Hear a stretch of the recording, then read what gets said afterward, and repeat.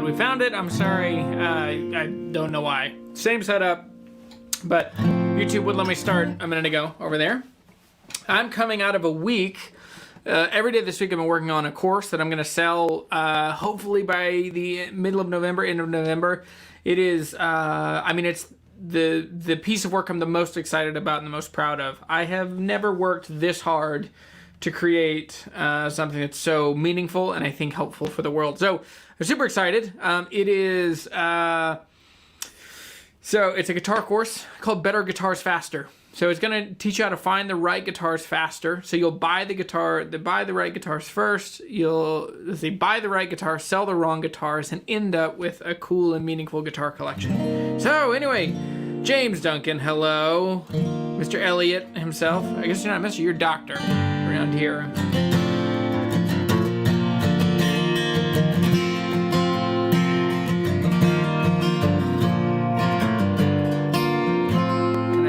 So that you can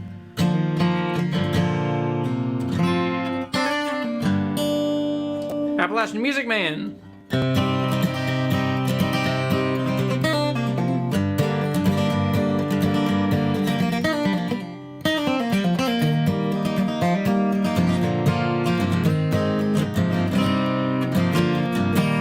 Yes, this is, I started a live stream just using the YouTube tool. There's like 3 different ways you can go live with YouTube. And I did one that I don't normally use, and it freaked out. So I went back to the one that I normally use, which is using a third-party streaming service. So this is through a website called StreamYard.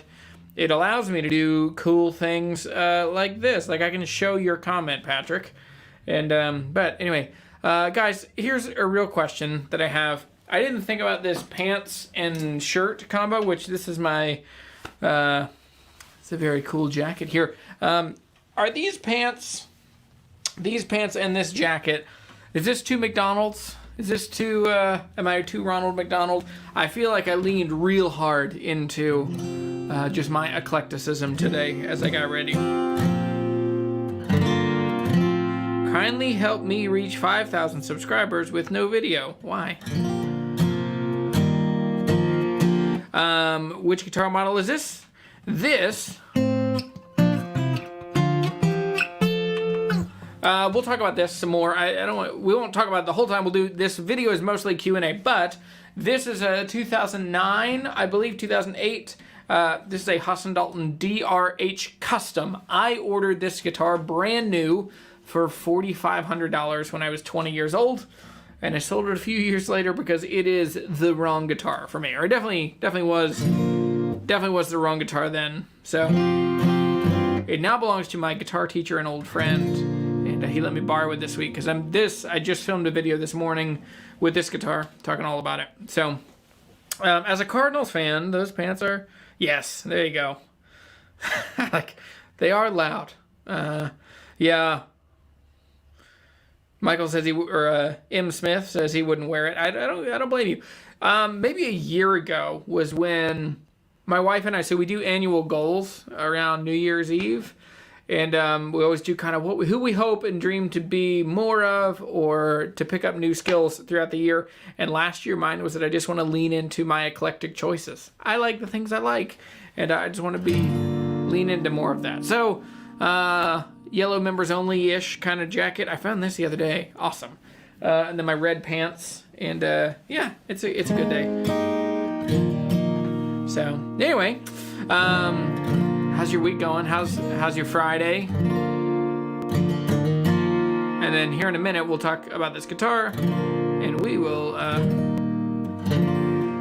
Yeah, so after this, we'll talk about this guitar, and then we'll jump in and just hang out. And, yeah, we'll probably go the full hour. Or we have 45 minutes now.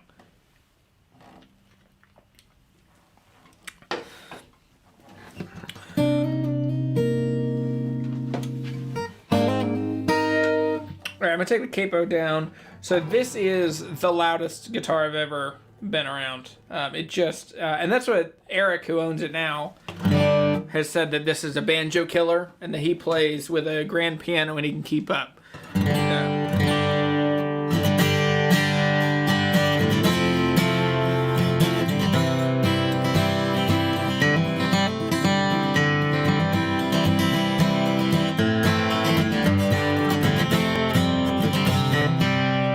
hearing it, there's a mic just out of frame right here.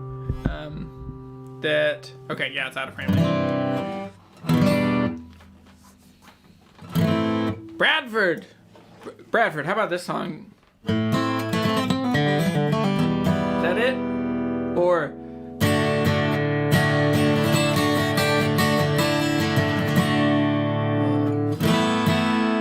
Anyway, Bradford, that's fun. So I'm also streaming this to LinkedIn. So, you know, yeah, normally it's on YouTube, but I'm also, you know, why not?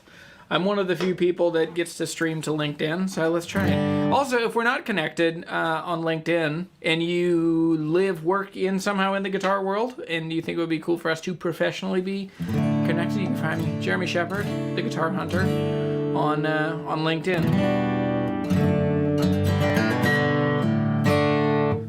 Yeah, Bradford, I think I got this guitar after. So Bradford and I were in a band in college called Caterpillar. And it's still some of my favorite music I've ever written.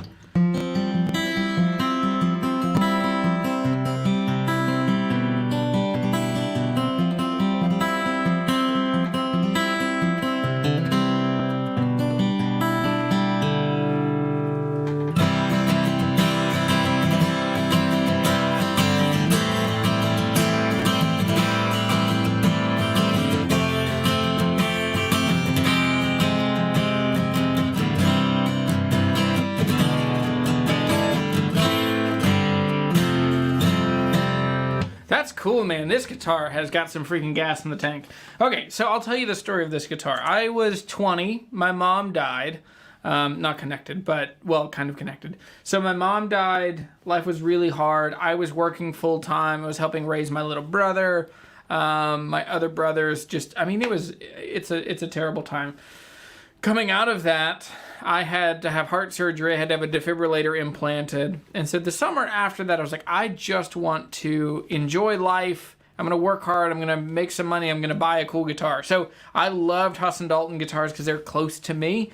And they're built really close to me. So I'd done their tour a couple times. And I started thinking like, man, I want to own one of their guitars. So I went and I did their tour, and I was like, oh, this is so cool. I want to order a guitar. Can I just work with you guys and order a guitar? But the way Hussein Dalton works, and most guitar companies work, is you have to buy direct. They don't sell direct. Now, that is starting to change, but this was 10, 12, 14 years ago on this one. And so, or 13 years. So basically, I had to go to a dealer. So they sent me to Heinz Musitronics, which was a guitar shop in Charlottesville, Virginia. And so I went across the mountains, worked with them, and I just ended up getting talked into a guitar that isn't the right guitar for me. So what makes this guitar not right for me? It's this giant, large sound hole. So look how much bigger. So here is my Hussein Dalton TDM. And so you can see the difference in the size of the sound holes there. So yeah, this one, it's interesting. This one is still a lot more yellow. This one was very like white sheet of paper when I got it. But big sound hole, and then you can kind of see giant super wide grain red spruce on the top on this guitar. And then rosewood back and sides. This is a really beautiful rosewood on this guitar. But this guitar is just incredibly loud. It also has forward shifted braces, scalloped braces. So basically the guy that spec'd this guitar out for me just spec'd it out the way he would want it. And he was a loud bluegrass player, loved Tony Rice, loved that kind of thing. So anyway, yes. So Jake was saying, looks like a super jumbo size. It's not. It's just a regular dreadnought. But it does look big, and it might also be the lens I have. I have a real wide lens on the camera now. But this is just a regular dreadnought, but it throws you off because it's that giant sound hole. I think it's like an extra 1/2 inch or 5/8 of an inch. But it's a super cool guitar. The body width, I don't know. It's standard dreadnought. I can't get my tape without because I have a light here. 16? What's a normal dreadnought width? And then it's the same body depth. But this is, I mean, it's a big guitar. So I got this guitar, and then I got married shortly after I got this guitar. Within a couple of years, And this guitar I never felt natural like singing and playing with. If I would just play, it was great, but it was still loud. If I would sing and play, I felt like I was pushing too hard to sing and playing too soft to feel natural. So I eventually sold this to my friend Brian. Brian was amazing. He still is. He's an amazing Nashville musician. So it was in Nashville for a bit, and then it wound up with my old guitar teacher here in Harrisonburg. So yeah, so let's see. Patrick said, had an eBay upsie, kept missing out on a Keeley K&M drive, was bidding on 2, fully expecting to lose, but won both. I've been there. Who hasn't been there? That's awesome. Yeah, when did that recently happen? It happened to me too that's what it was, on a, one of these guys, on a JHS Morning Glory. I ended up winning both of them. So I got one, and holy cow, I've never noticed the serial number. This is serial number 14,620. They've made a lot of pedals. But anyway, so yeah, so I'm filming this video this week. That's how this guitar wound up with me. And if you want to see my actual like impressions and hear a real comparison, you're gonna have to buy the course, because I think that video is just gonna live in the course. I might do a little teaser, but it's a cool little perk that you'll get just for buying the course. So anyway, yeah, Patrick, are you gonna sell one of those? Or are you gonna? Yeah, I had a JM drive. I found it around here. I got it for like $100, $115. That's a fun. I was on Instagram, and I was doing an Instagram live, just looking on Craigslist. Found one, bought it here in town. But yeah, so today is all about a Q&A. So yeah, basically I sold this guitar for $2,000 less than I paid for it. So that was the thumbnail. That's how I got you here. So anyway, yep. Bradford, I love that you're watching from LinkedIn. Yeah, LinkedIn is like a nerdy Facebook. I think most everybody knows that. But anyway, yes, flanked by Hussein Daltons. My life is awesome. And then back here, I've got all kinds of guitars. I'm trying to leave these in order because I'm in the middle of filming this course. I did 5 days this week working, or 4 days this week working on the video, and I'm like a third of the way done. So I'm gonna have to boogie next week. So yeah, planning to sell the D&M duplicate. There you go. Yeah, whichever one. I mean, whichever one you like better, keep that one. You know. Yeah, they're pretty hot, and they're really usable. They're really usable pedals. I like them a lot. I like the boost side more than I thought. Is that mix side? Yeah. Adam says, I have a Guild M120E, and I finally plugged it in for the first time the other day, and for some reason the E, A, and D strings are amplified, and the high strings barely picked up. Have you ever had this issue? I have, and I have a pretty good idea of what's causing it. So the pickup that's in there is an element or a transducer kind of pickup. I bet at some point someone adjusts the action. And so what's happening is either your saddle is sitting cockeyed,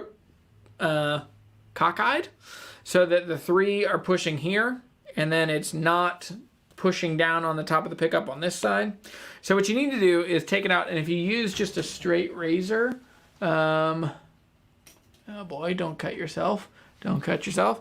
So use a razor like this, and then let me see if I have a saddle blank in here.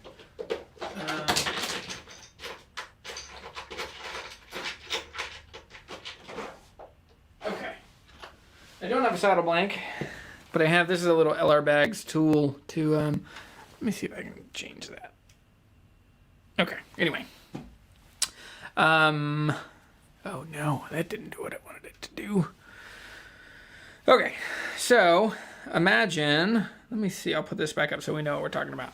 So imagine you have your saddle here, and so you would use the razor, and on the bottom side, actually, so you'll take it out, you flip it over, and then you'll just run this razor so that you use the flat part of the razor to just make sure that it's totally flat. Now, the other way to do this is if you have like a sander disc on the floor or something, you just want to make sure that it's totally flat on the bottom, and then when you do, that will get it to where when it settles back in. The other thing is sometimes the saddle is just a little too long, and it catches on the sides of the slot, like on the far ends, like high E and the bass on this side.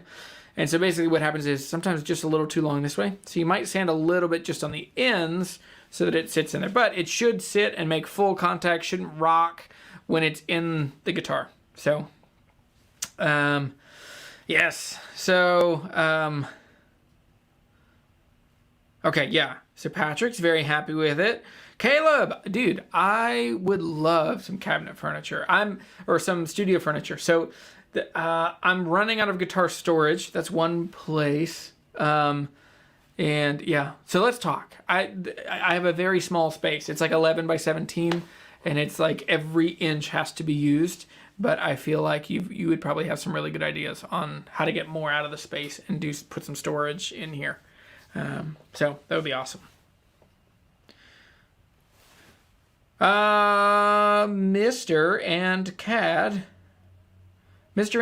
says, what do you recommend for a performing D18, K&K Pure Mini or LR Bag Lyric? Okay, I have both of those pickups in mini guitars. So my Hussein Dalton over here, this has the LR Bag Lyric. So the Lyric is a little microphone that fits on the inside of the bridge plate. It's a microphone, and runs on a 9-volt battery. You have a volume control, and then actually this tool that I'm using to show how to change saddles, this is the tool that you can change the level of the mic in there. It's a cool pickup, but you need a preamp to it's a little honky sounding. Has this kind of mid honk thing. I don't know how to describe, but it sounds like a microphone, and it sounds like a microphone in a small room. So you need like the LR Bags. This thing is amazing. Still haven't made a video on this, but the voice print is awesome for making the Lyric really come alive. But it is, a little bit of a problem that you get a $200 pickup, $250 pickup, and then you need how much are those? $400. So it gets expensive quickly. But the K&K Pure Mini, which is in my Paget and it's in my Waterloo back here. Both of those have K&K Pure Minis. I love the sound of that pickup. The only thing is that pickup is really body noisy. And so if you wear a shirt, like for me, like a shirt with buttons on it or a zipper, don't unzip that too much. But the K&K is a little noisy, so it's going to get your arm moving and your shirt moving. And so unless you have something on the floor that can help you with a low cut, then yeah. That would be your best bet. So, yeah, low cut.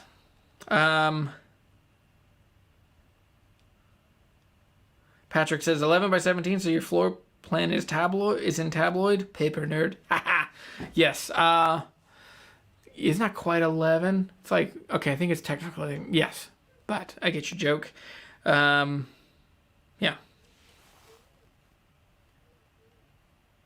What's this one? This one is your piezo is typical issue. No, I don't think it's the piezo. I wouldn't think. Because piezos seem to work or not work. Or be really staticky. If it's just I can only hear 3 notes and the other 3 I don't hear, it's probably a saddle that's not level. So yeah, just fly that thing out. See if it works.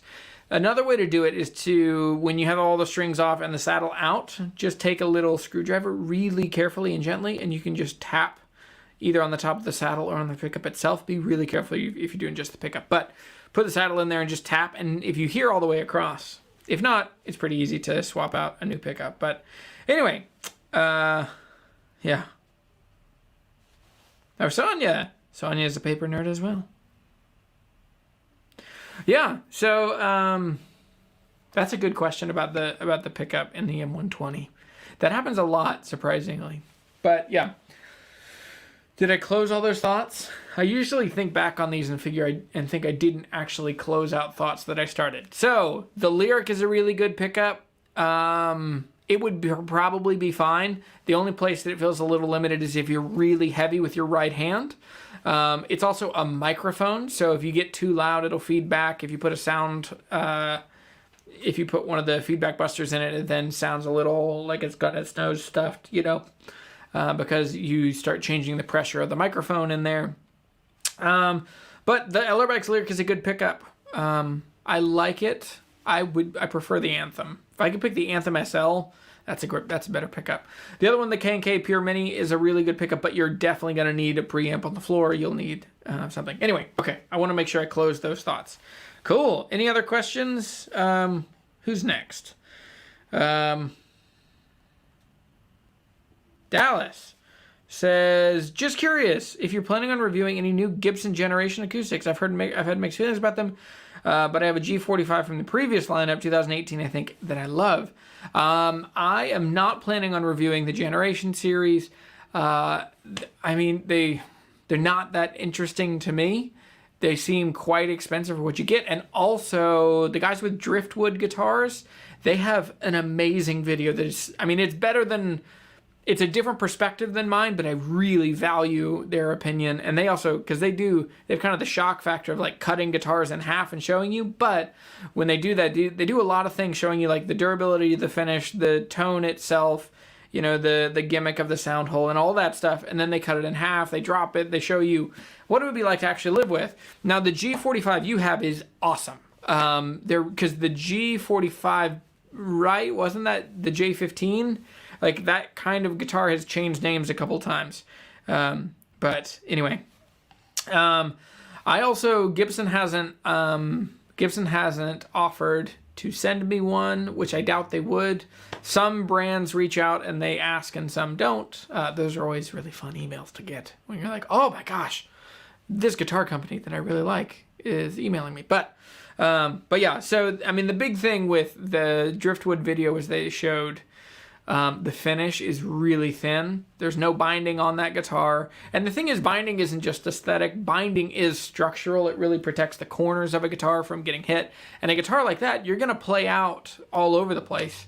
So, yeah, to me, I think for the same kind of money, like the Taylor AD17 is a way better guitar. Yeah, and they just announced a new one, the AD22. That is awesome and like a mahogany top. So anyway, I think for that kind of guitar. Oh, yes, Rasmus, you asked me these. I'll get to Instagram as well. I got to grab my phone here in a second. But Rasmus says, do you like Prewar Martins? If so, what do you like about them?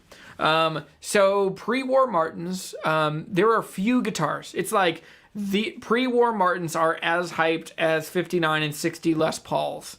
They just kind of live in this world above reality, and everyone feels like those are the best, and if I had those, I would be a great guitar player, and all my problems would be solved, and whatever.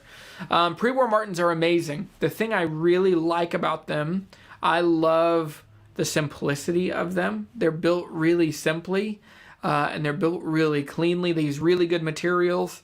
You know, they would use red spruce tops and Brazilian rosewood back and sides, or old African, or old Honduran mahogany, or South American mahogany. So those are that's why I like them. They're also really lightly built, which is why a lot of them didn't last. You know, from the 30s and 40s, they just kind of fell apart because they were so lightly built. Thin tops, thin bracing, and so that made them to be just cannons, just monstrous, yeah, just real monster kind of guitars. Yeah, that's a great question. I feel like most people, like, you should go to Carter, you should go to Gruen, you should get to play some of those. Now, the Martin Authentic series are jarringly close to Prewar Martins, especially like the 37 and the 41 D28, and then the 39 0018 or OM18. Those are all really similar. They're new guitars that are built to be as completely accurate as they can be. What does Dave say? Dave says, GS Mini is a great travel guitar, but pricey. But you can find them on Craigslist for a reasonable price. I have not been able to find them on Craigslist used for any kind of reasonable price. These guitars, I mean, they sound great, and they're really tough, and they last a long time, and they go everywhere with you. But, well, I'm thinking the GS Mini Koa, which the Koa are just amazing to look at, and they're beautiful, and I would love to have one of those. But they're tricky to find. Now, if you're just talking about the regular GS Minis, you can find those definitely more reasonably. I think Taylor kind of owns the small guitar. I think they're better than the Little Martin, the Little Martin and the Dreadnought Junior. Yeah. Oh yes, the finish had dust under it too. Yeah. So Marion says, what's your go-to guitar for traveling? It is my Waterloo WLS. Let me grab it. So this guitar is incredibly light. It's only a couple pounds. It has a beautiful, tidy little TKL case. It just packs away really easy. So usually I bring this and I bring my octave mandolin. You can kind of see it way over there in the frame. But I usually bring these two because basically the two cases are about the same size as one big dreadnought case. Oh boy. There it is. So out of tune. But this is my go-to guitar for traveling because it's small, light. Also has a pickup, so if I go anywhere, I can play. Will you focus? Focus on that. Don't focus on my face. You don't need it. There we go. This is more a test of seeing if my camera can do it. But yeah, this is my go-to. But I understand. I mean, this is a $2,000 guitar, so probably shouldn't travel with this one too much. I have an avian guitar that I take with me every now and then. I also have that Loudon. I have a lot of guitars that are always kind of coming and going that are somewhere in the process of I own them, but they're not hanging around forever. So, let's see. Oh, hang on. I feel like I missed one. Oh boy, things are going fast. Here it is. This is the one I meant to do. Jeremy, I hope you're well. I have a Martin OM21 and the waist on both sides at the top. Binding is loose. Any suggestions? If you're the original owner, Martin should fix it, but Martin takes forever to fix things. So I would take it to a good repair shop and see if they can fix it. Usually, that means that there's something going on with humidity. If it's loose here and here, sometimes that binding just comes loose.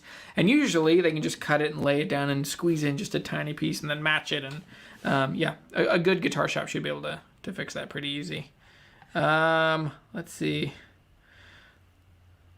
Yeah, you're gonna love the price of a Prewar Martin. Yeah, I mean, they're just mind-bogglingly expensive. Prewar Martins don't have truss rods, right? How can you adjust?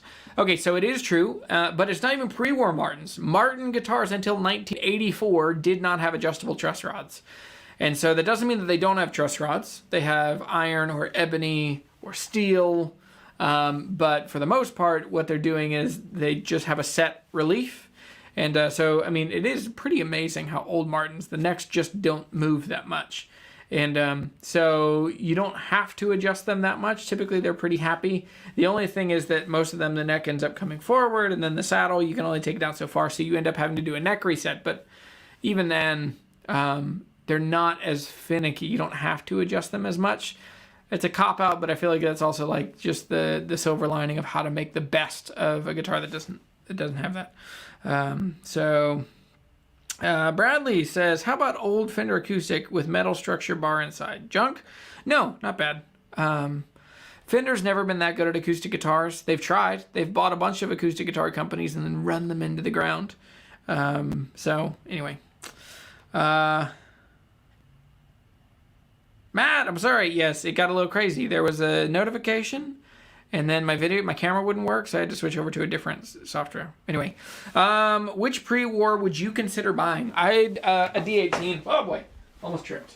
I would go for a D18. I would go for an OM20. I would go for a 0021.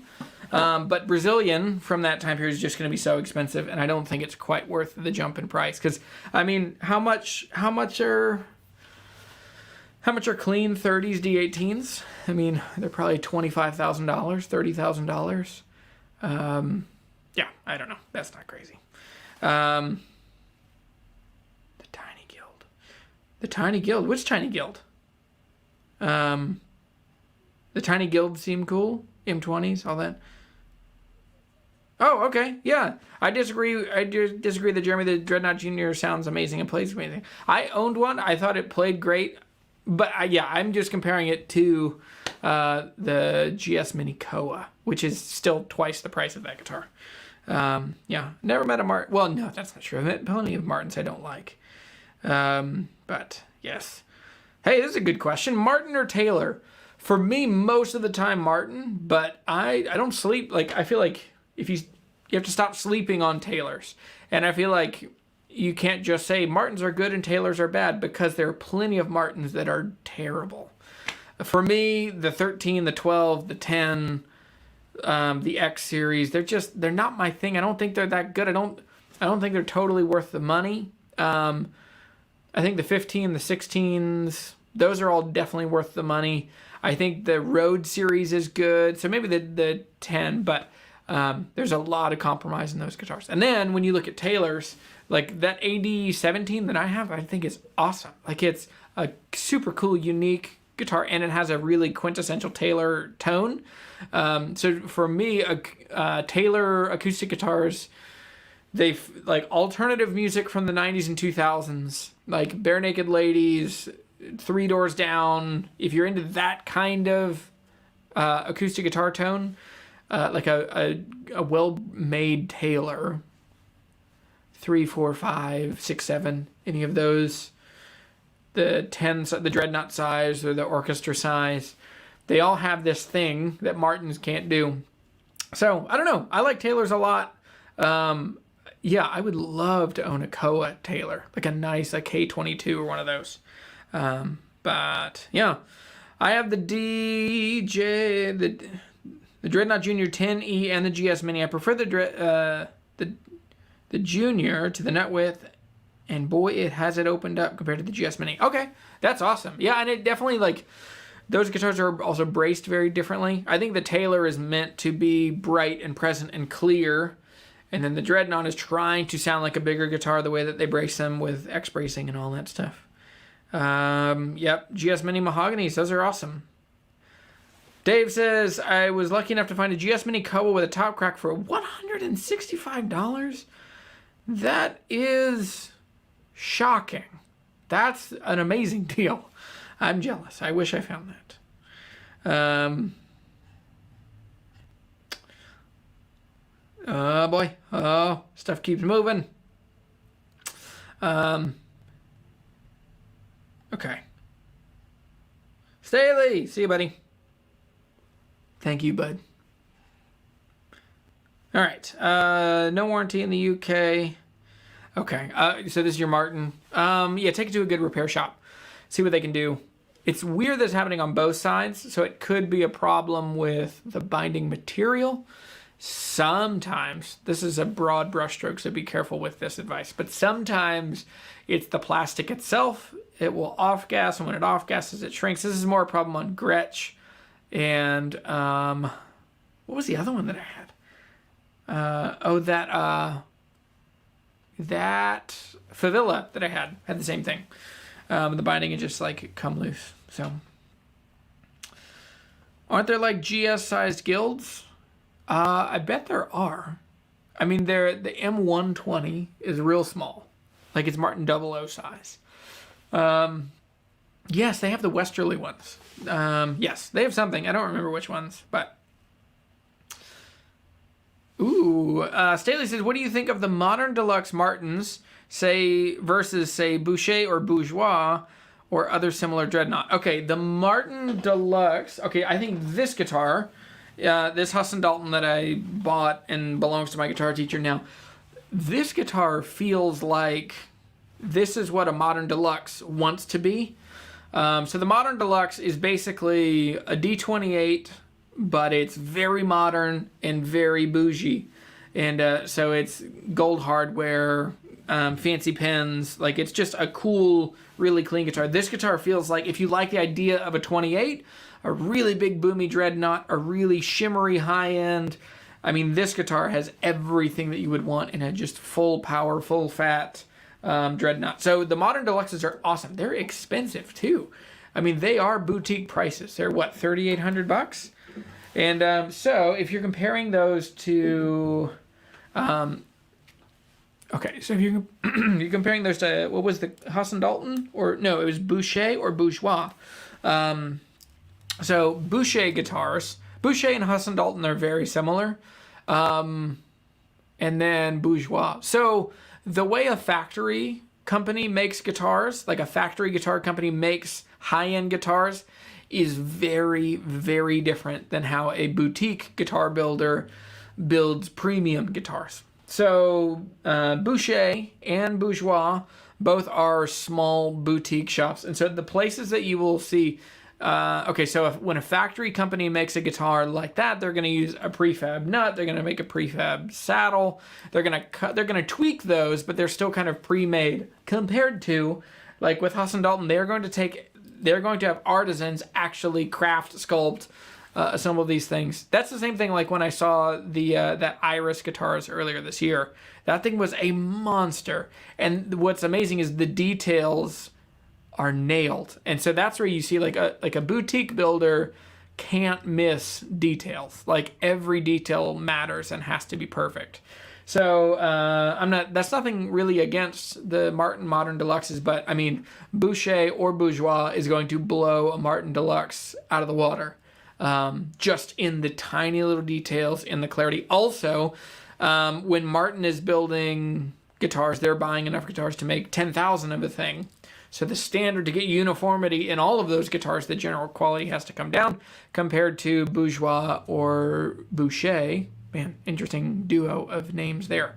Those companies are going to have better selection because they're making fewer guitars, which means they get to, if they can buy one tree worth or like, a couple hundred board feet of certain lumber, they just get to buy it a better quality. That's why Boucher, like that one I had that I did the video on this week, that's why that guitar had 5A red spruce on the top, or Adirondack, same thing. They had Adirondack that was torrefied, and it was a 5A grade. So anyway, just the quality is just mind-blowingly good. You should never shave bridge pins on a vintage guitar. Only delays a neck reset. Okay. Oh, okay, you're talking about the saddle. Yeah. Well, I don't know if I agree. I mean, like, you can adjust the saddle, but there is a critical depth you don't want to lose because you'll start losing tone. Like a guitar thins out just in its general, like, less bass, more treble. Once you get, I think it's below 1/8 of an inch of clearance above the saddle. Because there's other stuff, like old Martin repair would be, not only are they going to take the saddle down, they're going to shave the wood of the bridge down and then they're then going to route out the slot itself to get it out, all instead of doing a neck reset. So, what do I think about Mossman's? I don't know. Never played one. I love the 10 Martin. Cool. What's your opinion on the Martin Backpacker? It's terrible. I hate them. I hate the Martin Backpackers. I think they're awful. Yeah. Yep. Hate them. Oh, Rasmus. That's a good question. Hussein Dalton or Thompson? Man, that's a hard choice. I love Hussein Dalton. They are friends, obviously. But Thompson makes amazing, just bonkers guitars. There's another guitar company that I want to focus on that's really close to me here in the Valley. Actually, they're just on the other side of outside of the Shenandoah Valley in Charlottesville. They're Rockbridge guitars. I've been talking to them for a year and a half, trying to figure out a good time to come by. So anyway, I think we'll do that here soon. But yeah. So, let's see. I didn't really answer your question, Rasmus. I'm sorry. I'd probably go Thompson, because their inlay work and their details, and they just make such... I mean, they don't make... Let me come back to this. Okay, so Hussein Dalton does not...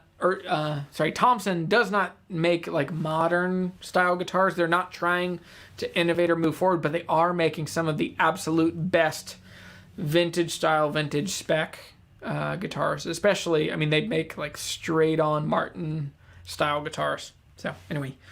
I have a Martin custom shop from 2018, not the original owner, but the saddle is low and it plays great. It doesn't buzz, but my luthier tried to take it out and it was stuck. So should I replace it? The saddle, yes. There's some ways to get it out. One of the best ways I've seen is to use hot glue, and you get hot glue and you stick it to the saddle, and then you wait for it to cool, and then you can do it on either end, and you can kind of wiggle it up, and then it comes out. But if it's not messing with you, I wouldn't change it.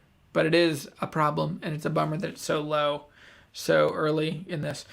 Favorite wood combination. So it depends on which guitar. For an electric guitar, I love ash. Yeah, I love ash, or I love pine. I think Novo is really onto something amazing with like roasted pine and then a maple neck. That's a great duo. If I could do like an Esquire kind of guitar, I'd probably do a pine body with a maple neck.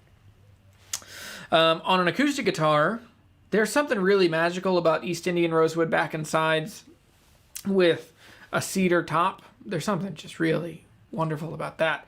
My favorite is cherry back and sides with a red spruce top. That's what my Waterloo has. That's a great duo. Jess says, Jeremy, I own a Martin OM42. Think about installing a pickup. What kind of music do you play? It depends. If you're mostly a strummer, you could get away with like an LR Baggs Element. You could do Fishman if you want. I don't like the sound of Fishman pickups, but they technically work really well. The K&K is a cool guitar. If you're playing more fingerstyle and a little more dynamic singer-songwriter, you pick some, you strum lightly, you play with your fingers. K&K could be good, but they're a little thumpy and they usually need a preamp on the ground. Another one could be the LR Baggs Lyric, like we talked about earlier, a microphone inside the guitar. The K&K Pure Western, is that what it's called? I think the Pure Western is the one that has a microphone and the transducers. That's a good pickup too.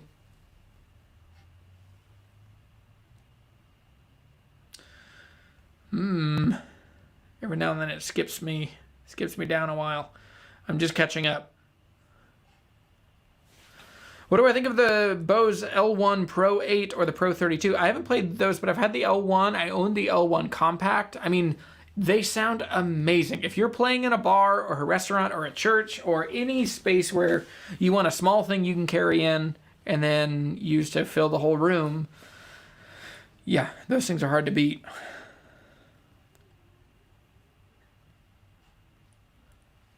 Any chance of reviewing Recording King acoustics or resonators anytime soon? Yes, Recording King reached out through Sweetwater asking if I do some stuff on the Dirty 30s, and I want to look at some of those. Those seem really cool, really fun. Rasmus, do I still have my Guild M20? I don't. So I had my M20. I was on the fence. I really liked it, but I still am trying to make a predictable income for my family from making YouTube videos and guitar content. And so it didn't make sense for us to keep that guitar. So I had a friend, a guy who follows me on Instagram. We'd become friends, and he said he's been on a waiting list for almost a year for an M20. And he asked if he could just buy mine. And I said, sure. So I sold him his, and it was a great Christmas present for him. And it helped pay my mortgage in December, right before Christmas. I guess that was a year ago now. Hang on. So many questions. I love it. I'm thankful. Elliot says, I'm considering selling my 66 Gibson B25 in order to fund an Eastman T64V. Any tips? I've been thinking about selling it on Facebook Marketplace, but I don't know anything about pricing strategy. So the biggest thing is you need to find comps and figure out what it's actually worth. Reverb is helpful for seeing what other people are asking. It is not helpful for knowing what they're actually getting. Because Reverb is a very limited part of the market, and then they also don't tell you what they sell for. Even in their price guide, that trend is still asking price. There are sometimes that they're really shady on that. But so basically figuring out like eBay completed listings, what are they selling for? I sell in the buyer's guide, in the Guitar Hunter buyer's guide. There's a link down in the description below on the website. I explain some of like how to pull comps and how to figure out what your guitar is worth and how to sell it. I'm also going to do some of that in this course that I'm working on now. But for this, I think Facebook Marketplace, especially if you're in a good guitar market, so figure out comps, and then you also just kind of place it to where above where you want to be. That's one of the questions. I need to get my phone and start reading through some of the questions. So Marlon says, what's a guitar company you've been wanting to try a guitar from? That's a really good question. Furch guitars has been pretty high on my list that I'm really curious to try. Eastman. I haven't played enough Eastmans. I get asked all the time. I've only played a couple, and Eastman has been really interesting to try and work with. And I understand. I'm a small YouTube channel. I don't have a ton of influence. But they have just said, like, very clearly, you don't have enough influence for us to send you guitars. People would just go to guitar shops and try it. So that's fine. But if anyone from Eastman is in here or connected, let me know. I would love to help people get their head around Eastmans, because I also think the way they name their models is really confusing. I've not been able to figure out what they mean or what they do.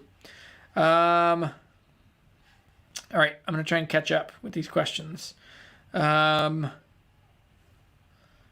I tried any Kevin Kopp's guitars? I have played a couple of them at Groon. I played it like an advanced jumbo thing and a J45 kind of thing, and they're really impressive. There's a guy who used to follow me who really liked them, and he always told me I should play them. Danger, Ranger, Thunder, Danger. Anyway, something like that. But yeah, I made him mad when I sold that D28. Believe it or not, a lot of people got angry when I sold that 67 D28, even though I knew, and then I had to reveal later on. But anyway, I think it's just the best value, albeit expensive. It might be a good value compared to, I'm sorry, I'm totally lost. I don't remember what we're talking about. Oh, for the he's talking about a D35. Yep. Just a random thought. Most beautiful guitar you've ever seen and the best sounding guitar you've ever played. Those are two very different questions. The most beautiful guitar I've ever seen is a Gibson SJ200 Doves in Flight that I saw at a guitar center in Seattle a couple years ago. It is, I mean, jarringly beautiful. Those guitars are mind-blowing. I would love, that would be a really fun guitar. Like if I just got to like collect and have a crazy guitar, to have one of those J200s that's just like totally, yeah. And the best sounding guitar you've ever played, I think for me, the best sounding guitar that I've ever played was I forget what they call it. It was a Martin Authentic Relict custom shop at Carter Vintage a couple years ago. I played it, had like a beautiful red spruce top, and then it had Madagascar rosewood back inside. So I'm not normally a 28 guy, but I mean, that is literally a guitar that I think about a couple times a week. And at the time it was $9,500. But it's still, like, I think it's just one of the best guitars I've ever heard. I'm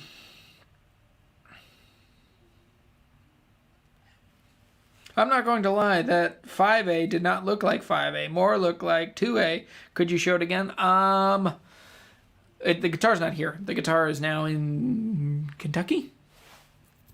But I don't know. What does that mean? What do wood ratings mean? I don't know. Marlon, Thompson versus Santa Cruz. Santa Cruz makes some amazing guitars. I mean, a guitar I wanted for years and years and years and years, still kind of do, is a Santa Cruz pre-war OM. Humana. Just the construction and the craftsmanship that go into just the back of the headstock, the volute, the tuners, the square headstock, the really round C barrel kind of neck. Man, that's a great guitar. A friend of mine used to have one. He probably still does. I haven't seen him in years. But yeah, I really like those. I mean, at the same time, Thompson makes amazing guitars. And you can't lose between those two. But those are, I mean, they're very, very, very expensive. Most people would never own those. So, yeah. In your opinion, does the $269 two notes Captor X kill high end for silent recording, less money attenuators? Thanks, brother. Stay safe. Okay, so I've used the two notes. It's pretty awesome. I think the big thing is just making sure that whatever you're running your amp through. So if you don't know what we're talking about tube amp attenuators. And so what you're doing is you're getting rid of the speaker output. and you're using the amp and you're running it through an IR, an impedance response. So you're basically like taking the signal straight out of an amp without the speaker, but you're running it through a thing that would make it sound like an amp, like that speaker into a microphone. So it's not a bad idea. The cheap ones are the ones that don't effectively deal with the voltage or like the power coming out of the amp, and they don't actually, and so then amps run too hot and you can damage the amps. I haven't heard any bad things. I know that Rhett still uses his, the 2 notes. So for me, I don't have one. I would probably should get one, shouldn't I? I just don't do a ton of electric guitar recording at this point. And if I do, I use my Tone Master. I also like ISO boxes. I'd rather just like have your tube amp at full volume, but it's in a box full of pads and like in the next room over and you can barely hear it. That's probably more of my option, or just run stuff in opposite rooms. Sean, what is your Desert Island guitar? My Desert Island guitar is probably my Paget. There it is, my Paget Model 1. I love this guitar. It is articulate and dynamic and powerful and loud and sweet and melodic, incredibly musical. There's not another one in the universe like it. Like if the studio's on fire, I would be really hard pressed to not grab my Paget and my Rude. Like they're 2 guitars that are made by friends of mine that are just amazing. And so I would run and grab both of those.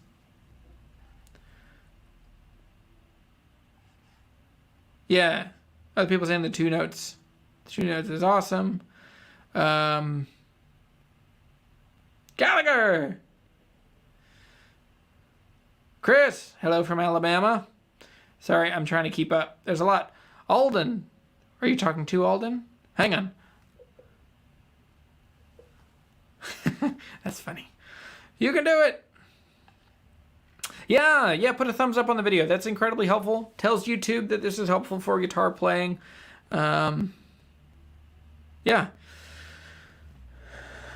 Evan, you look so professional in that picture. Look at you. Also, Evan, those hats are freaking cool. Go follow Evan Ogden. Is it Evan Ogden Music on Instagram? And Billy, yes, Gallagher. I think I'm going to be getting a Gallagher guitar here in a couple weeks. That's the plan. I'm excited. I might be doing some work with them. More on that later. Does that have an Adirondack top? This one does. So the 2 guitars in this room right now that have Adirondack tops. Number 1, it's this Hussein Dalton DRH Custom, and then my Waterloo back here on the wall has a red spruce top. Red spruce Adirondack, they're used interchangeably. Paul Rich, hey buddy. Evan Ogden on Instagram. Evan Ogden Music. But yeah. Which is the last one you'd probably trade or sell? My pink Paisley Telly over here in the corner. Yeah, we're really working to where, because multiple times in my life, things have just come crashing down in such a way that like we just had to use the phrase like there are no sacred cows. Like nothing is sacred. We have to just because we want to have a house and have a place for our kids and have food on the table for our kids and have a table, like multiple times in our life we've had to just like sell everything and get stuff out. So yeah, that's a good question. How much are the Ben Paget guitars? They are between $4,000 and $5,000 typically. We're selling the twin to mine. It's on my website, jeremytheguitarhunter.com/shop. You can find the Paget Model 1. It's Coco Bolo. We just reduced that price to $39.95. That comes with a TKL hard case. It is a wonderful guitar.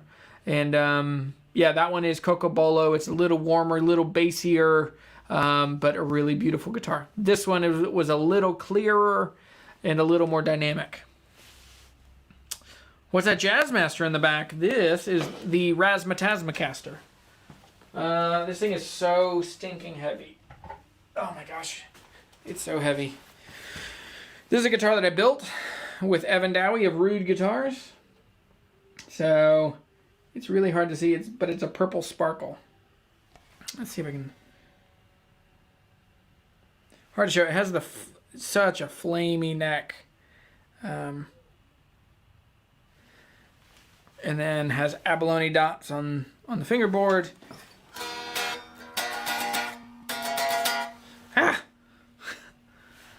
Zach, have I heard of stuckless guitars? I have not.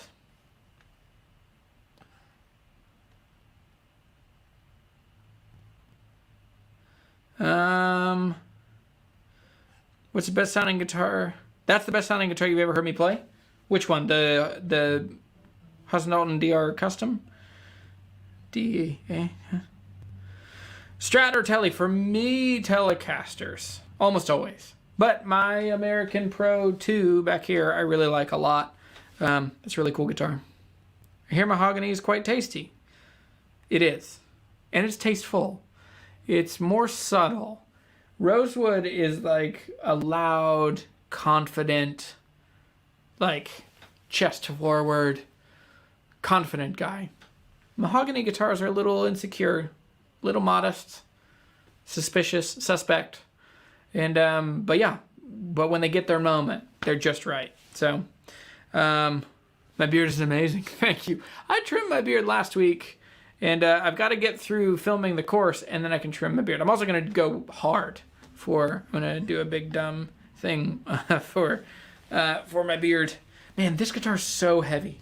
This one is, we don't really know what tone wood this is. All I know is that this guitar is probably like 12 pounds. It is real heavy. What's this question? What do you think about Breedlove C25 Spruce and Sapelli American Made Series? Worth it? Thinking I need to sell it to fund other music ventures. Oh, so you have one. You're wondering what I think about it? I think if it doesn't give you the fizz, then it might be time to move on. Breedloves are cool guitars. I prefer the like totally weird, crazy zigzag bridge, expensive ones made in Oregon. I've never loved the import ones, but they're fine. Yeah, but yes. Oh, Evan has finally found the Guild F30 he's been looking for. That's awesome. I've been looking for them. You mentioned them to me, and they're just hard to find. I found an F40 in Brooklyn, but didn't feel like driving to Brooklyn on a guitar that probably wasn't legit. Thoughts on Breedlove guitars? Yeah, like I said, I love the like full fat weird zigzag bridges. I mean, the crazy ones that are, $3,500, $4,000. I have expensive taste. I like the really expensive guitars. Yeah, the Global series are good. Is that what they're called?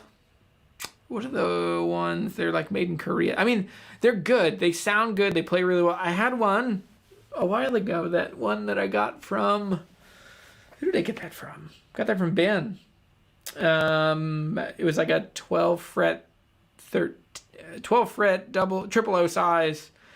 It was really shockingly good. It was like $800. The Atlas series, that's what it was.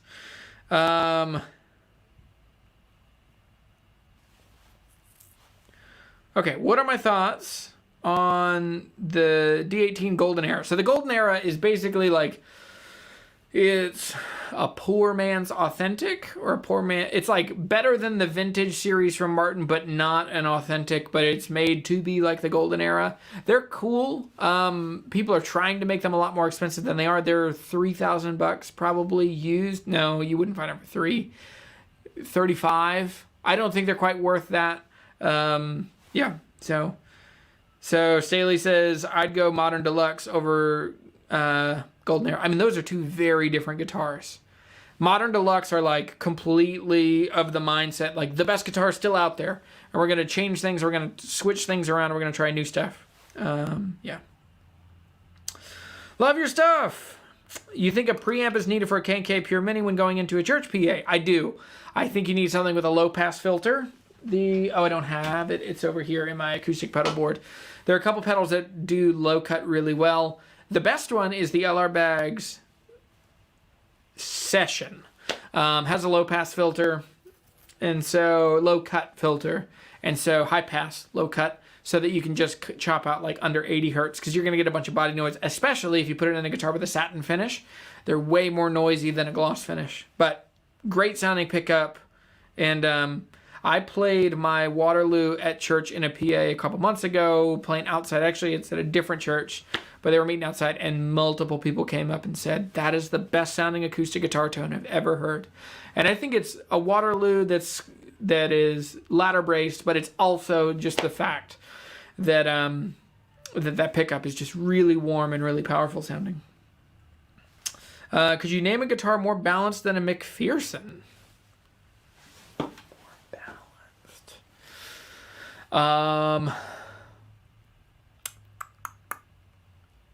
That's hard. I mean, there definitely are some.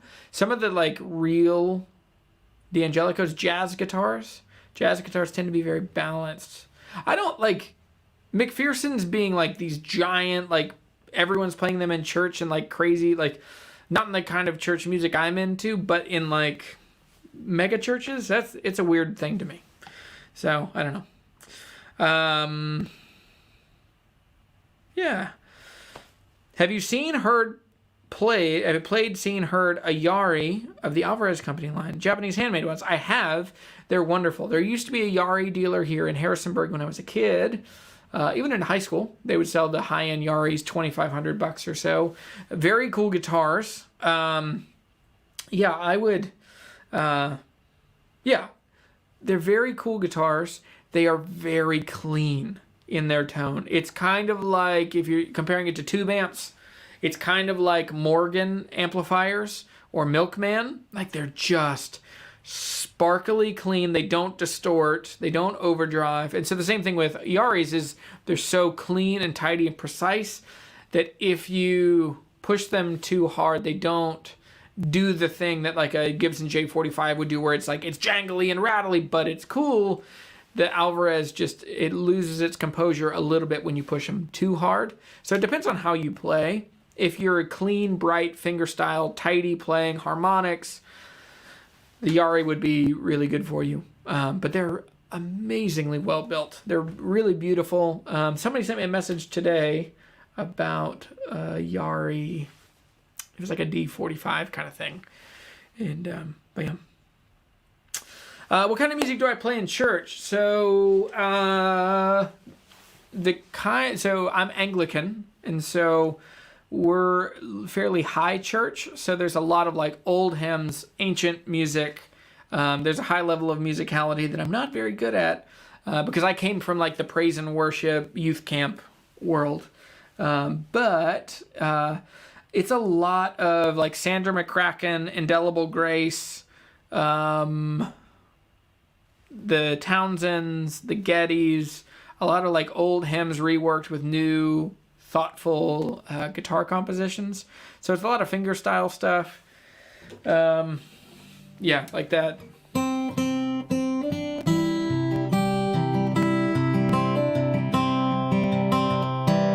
Like that kind of stuff, or a lot of like walking bass lines, like.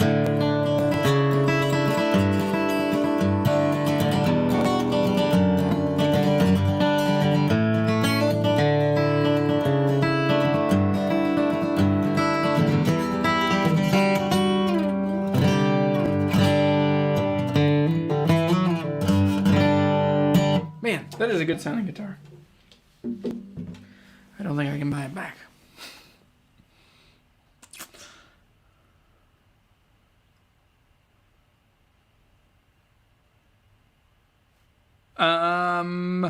I used to have a wonderful Flameng, David Flameng.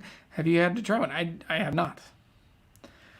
What RH pack should keep in a case with my guitar? I'm in California. I would make sure that you get hygrometers, and so you know the humidity in your space, and you keep your humidity between 40 and 60%.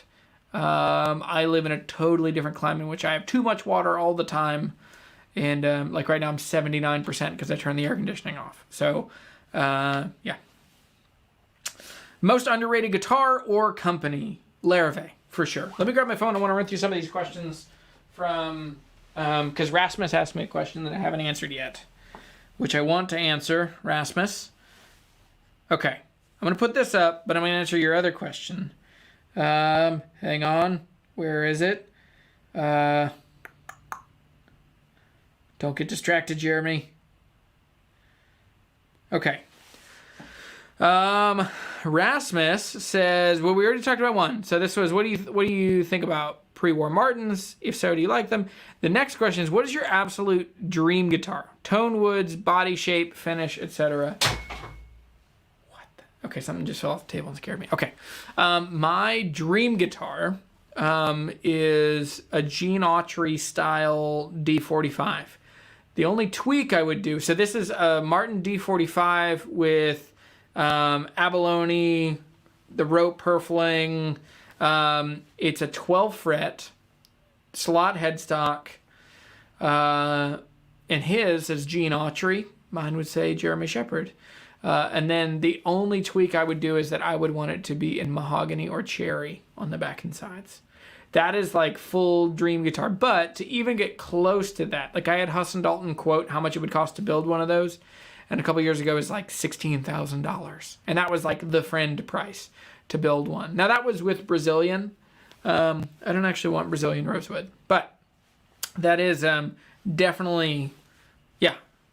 Dreadnought, 12 fret, 45 style, name inlaid, open gear gold tuners.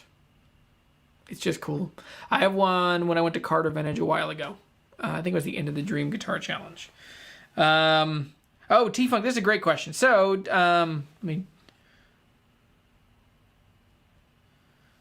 okay. Let me answer this question. So T-Funk on Instagram says, should I set a price X% higher than I want in ads, assuming a buyer will bargain me down? Yes, you should. You should never list a thing for the price you have to get out of it. Well, that's a broad brush to answer that question with. But I think the big thing is if you are trying to get $1,200 out of a guitar, put it at $1,300. Because even if people perceive, like some of the biggest value you can add is perceived value. So or perceived deal. So if you can say, hey, I can't, like if they say, hey, can you throw in that pickup or whatever, the extra thing, can you ship it? You can say, hey, I can't ship it for free, but I could sell it for $1,200, and I'll give you, I'll throw in a pedal or something. So I think to me, any way in which you can, yes, you should price over. You should have some wiggle room in your price, but then also keep in mind all the other little things that you could toss in there. So Architect of Tone, maybe I'll answer these later, but Architect of Tone says, really leaning towards an HD28. What alternatives should I also take a look at? Brands, models. I did a video called 6 guitars that are as good or better than my 67 D28. There are a bunch of guitars in there. Now, they're all expensive. I think the most value for money, the best rosewood dreadnought is the Larrivee D40 Bluegrass. That's an amazing guitar. It's really great. I think there's also the Guild. There's nothing quite from Guild that feels like an HD28, because an HD28 is thinner braced, scalloped braced, herringbone, beautiful thing to look at. So that's the one where it's like you're coming out swinging. Probably for around new price on that, you could find maybe a used Collings. Collings D2H will blow away an HD28 every single day. So Collings D2H or one of those. Cool. What is this? So Jeremy, how often, or I do have the obligatory question about nail care. Do you grow your nails out? If so, how long? How often do you file? Do you polish, strengthen, acrylic? I do grow my fingernails, and I've asked a bunch of times if I should make a video about it, and people say no. Because it's probably the most costly thing about playing guitar, particularly fingerstyle, is that having long nails on one hand, people are going to treat you weird. I still get, like, people looking at me when I pay for stuff at the grocery store or whatever.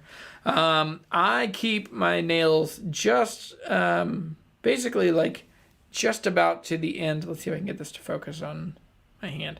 So I keep my nails like just to where they're barely longer than the fleshy part of my fingers, just so they give me a little bit of chime. Now, I've kept my nails long for 15, 16 years now.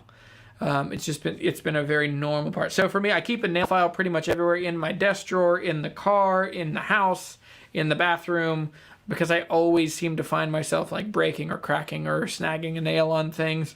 And if they crack or snag, if you can sand them down, if you can file them real quickly,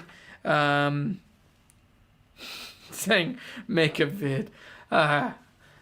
It's gonna be an unliked one, but yeah. So fingernails are tricky. I used to do acrylic nails, but it's not worth it. It's so hard on your fingers, on your nail beds, and I just got made fun of by everyone. Yeah, questions about my sexuality, questions about my orientation, questions about my priorities or whatever. So it was a lot. Yeah, it's a lot of heat for it, but then people hear you play guitar and they're like, I get it. It makes sense. It sounds awesome. Because I really don't like the tone of fingers on acoustic guitar. Like, I can tell when somebody's just using like the skin of their fingers, and it's not my thing. So, okay. What is a good overall guitar for playing a little bit of everything? Dreadnought style. Martin D18 or a Gibson J45. If you're going more affordable than that, a Gibson G45 or J15 or a Martin D16. Cheaper than that would be a Recording King or a Blue Ridge, or the Blue Ridge, the BG 60. 160, 140, 140. Yeah, so those are your options, like from $2,500, then like $1,000, $1,500, or $700 or $800. I think that like a D18 style guitar, like my House and Dalton TDM, it's super dynamic. It can do a little bit of everything. This is my workhorse. I can do everything I need to do on a guitar with this, except for like. Anyway, I was going to make a dumb joke. Anyway, I've been talking to a camera all week, so we're going to wrap up. I'm going to do 2 more minutes. What do I think about Gillian Welch? I love Gillian Welch. Miss Ohio. So that whole soundtrack is so good. Well, she was on the Oh Brother, Where Art Thou soundtrack. Wonderful, amazing. She has an amazing sound. You should also listen to Sandra McCracken. Now she's in the Christian world, but she's an amazing singer, amazing songwriter, has a powerful voice. She's so good, but she does the same kind of like gospel-y thing.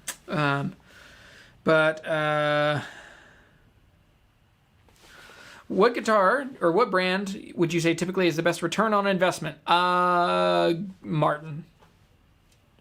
I've been wanting to do this video. I've been wanting to figure out the inverse of this. I've been wanting to find out what is the most depreciated guitar. I know what the most depreciated amplifier is, I think. I think it's probably the Cyber Twin or the Cyber Deluxe that came out in the early 2000s or mid 2000s, because those were like $2,000 and now they're $300.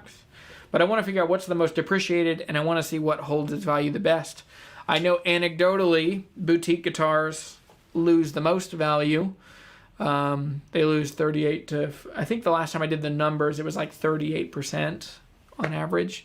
I would love to do more of an economic twist to some of the videos. I'm also starting to think about doing a different form of videos, to just do like the fast, powerful, like the top 10 guitars that lost the most value. But just to do those kinds of videos, it takes a ton of research. And, but anyway, yeah, Fender Acoustics lose 30% as soon as the door, yes. But it's also, your problem is also probably Fender Acoustics. They're just not very good. They don't hold their value. Yeah, there's never really any meat on the bone on those, unless you can get them for $100 and then sell them for $150 or $200 or whatever. But anyway, all right. This has been super fun. This was an hour and a half. It went quick. I still haven't finished my LaCroix, and my throat is dry.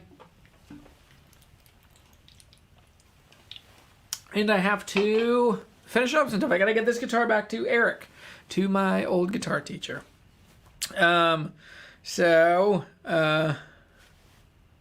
Jeremy, great show. All the best to you. Thanks again for the help. Sure thing. I love...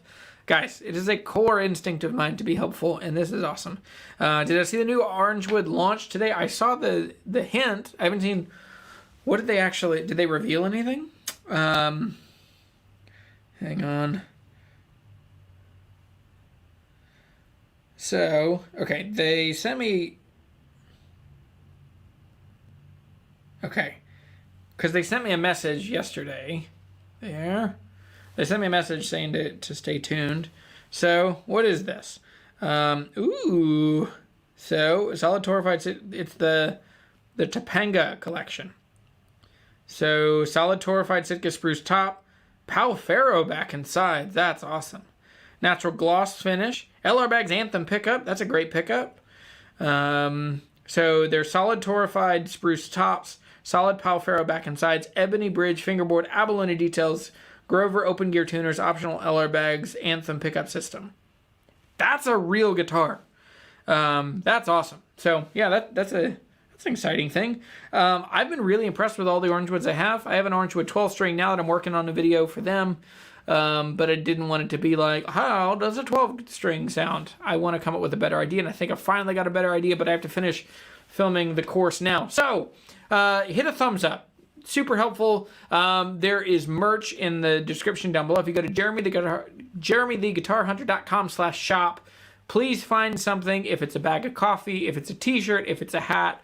When you spend money at that website, you are taking care of me and my family. We do not live an extravagant life, and I love making these videos. It's an amazing honor to be in the guitar world with you guys. And so thank you so much. Fun hanging out, Rasmus, everybody. Go to the website, support stuff if you can. That would be so good. So Joseph, very last question. If you can only afford $300 or $400 range, what would you suggest? Check out Guild, and also you're gonna get the most value used. So go to guitar shops that sell used guitars. Look for if you can get a solid top. You definitely can get a solid top. You might be able to get a guitar with a pickup at that point. If you're looking for an acoustic guitar, if you need more help, go to my website, jeremytheguitarhunter.com/contact. You can schedule time with me and we can get on a video call this week. So anyway, all right, you guys are the best. Stay safe. Have fun. Have a good weekend. Go fill the world with music and friendship. Be kind to each other. We need it. The world can be healed through people like you and me. Just being cool, filling the world with music and friendship. See you guys.